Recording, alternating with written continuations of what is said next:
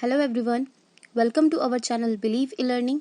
आज हम लोग हमारे बिजनेस ऑर्गेनाइजेशन सब्जेक्ट के third chapter home trade third के फिफ्थ पार्ट पर डिस्कस करेंगे।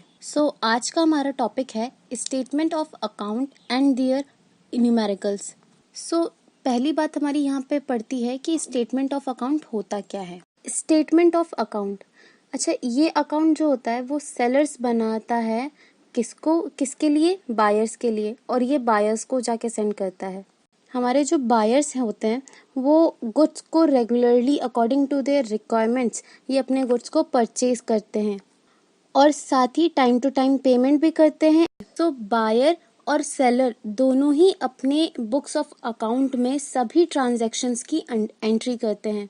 सेलर जो होता है वो बायर को स्टेटमेंट ऑफ अकाउंट सेंड करता है, उसने पीरियोडिकली वो सेंड करता है, ठीक है।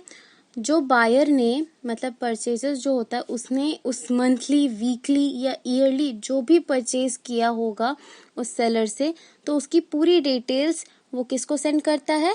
बायर को सेलर सेंड करता है। अच्छा, स्टेटमेंट ऑफ अकाउंट सेंड करने की या स्टेटमेंट ऑफ अकाउंट बनाने का मोटिव क्या था? इसका क्या ऑब्जेक्टिव था?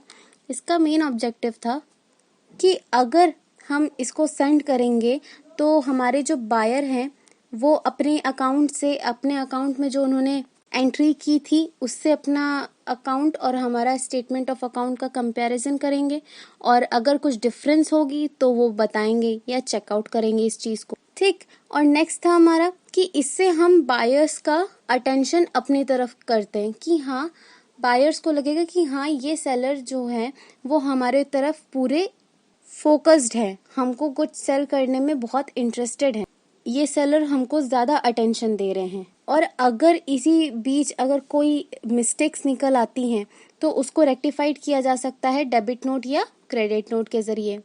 ये कुछ मोटिव थे इस स्टेटमेंट ऑफ अकाउंट को बनाने के लिए। अच्छा, अब बात करते हैं हम proforma of statement of account पर, इसको बनाया कैसे जाता है।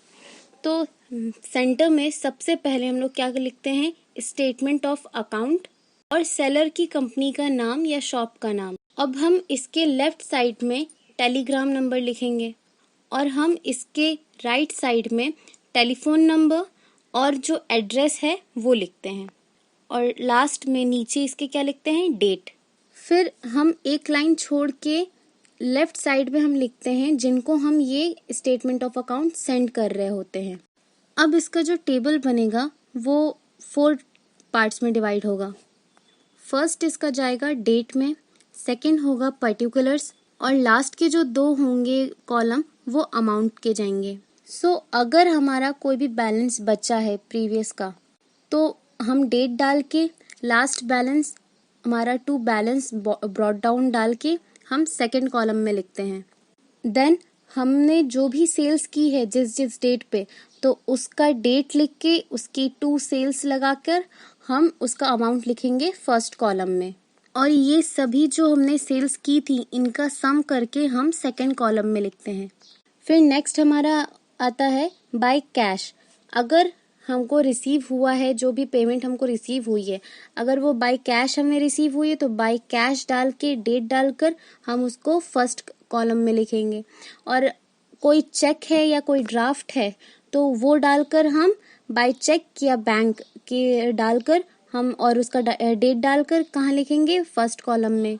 या हमने जो भी गुड्स अपने बायर को सेल किया था, उन्होंने वो गुड्स रिटर्न कर दिए, तो उसको भी हम कहाँ लिखेंगे? फर्स्ट कॉलम में, बाय सेल्स रिटर्न लिखकर। देन हम इनका भी सम करके कहाँ लिखेंगे? सेकंड कॉलम में। अब हम सेकंड कॉलम का टोटलिंग करेंगे, इसका जो भी टोटल आएगा सेकंड कॉलम में उसको हम नीचे लिखेंगे, और किसके नाम से और क्या लिखेंगे हम इधर साइड पर्टिकुलर्स में? Balance CD। यहाँ पर हमारा स्टेटमेंट ऑफ अकाउंट खत्म। अब हम जब हम लाइनिंग कर लेंगे उसके बाद में हम इसके नीचे लिखेंगे E&OE। हमने आपको बताया था इसके बारे में, वही चीज यहाँ पे हम लिखेंगे, और फिर हम राइट साइड में लिखेंगे जिसमें जिस कंपनी से ये स्टेटमेंट ऑफ अकाउंट बना के दिया जा रहा है, और फिर ये स्टेटमेंट ऑफ अकाउंट जिसने बनाया उसका नाम, और देन उसका क्या पोस्ट है। अब इसी से रिलेटेड एक और आता है अकाउंट सेल। कभी कभार हम लोग कंफ्यूज हो जाते हैं कि अकाउंट सेल और स्टेटमेंट ऑफ अकाउंट सेम है कि अलग अलग हैं। सो अकाउंट सेल हमारा जो होता है ये प्रिपेयर करता है कंसाइनी, जो कंसाइनर के बिहाफ पर उसके गुड्स सेल आउट कर रहा होता है।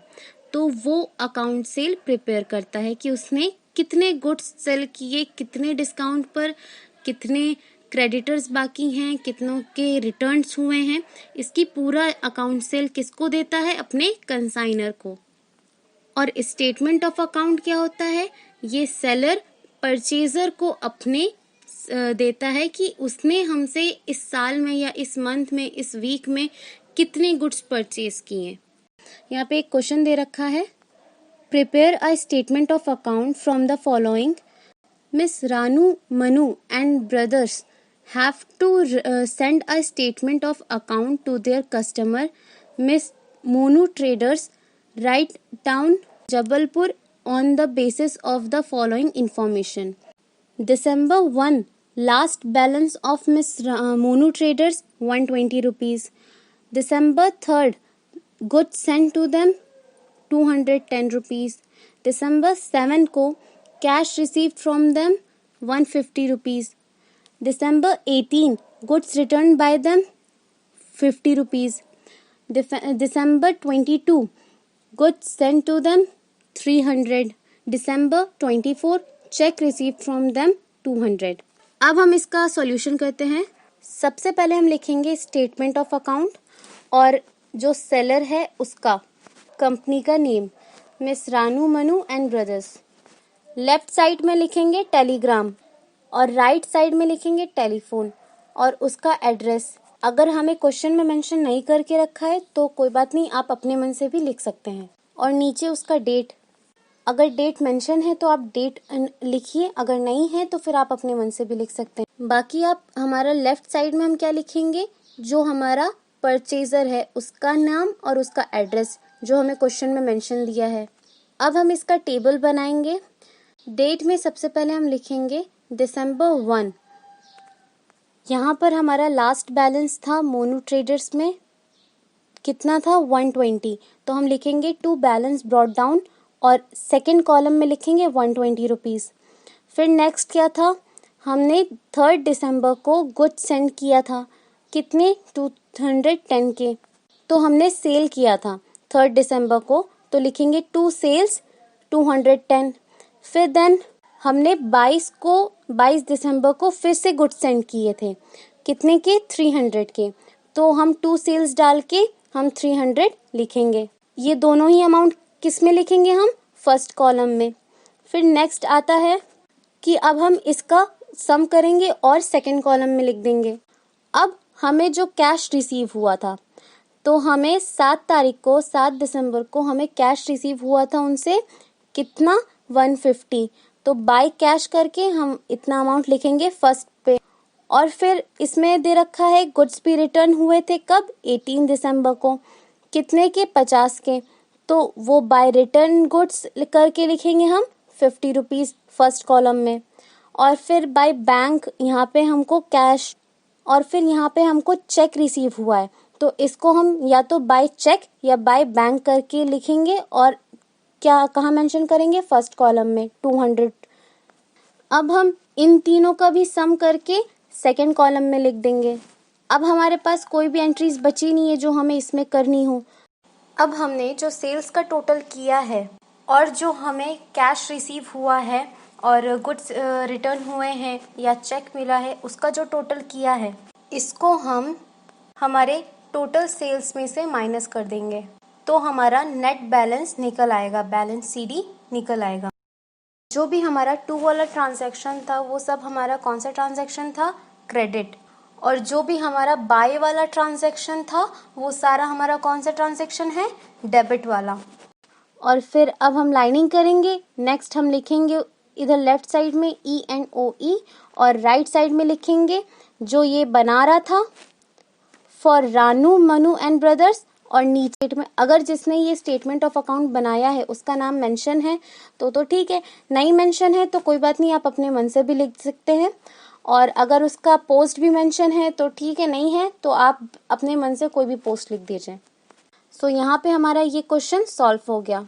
आई होप आप लोग को ये न्यूमेरिकल अच्छे से समझ में आया हो और ये पूरा चैप्टर, क्योंकि आज हमारा ये लास्ट टॉपिक था। हम अपने नेक्स्ट वीडियो में इसका रिवीजन करेंगे। बाकी अगर आपको कोई दिक्कत है, अगर कोई डाउट्स हैं तो फिर आप मेंशन करिए कमेंट बॉक्स में। Thank you, have a good day.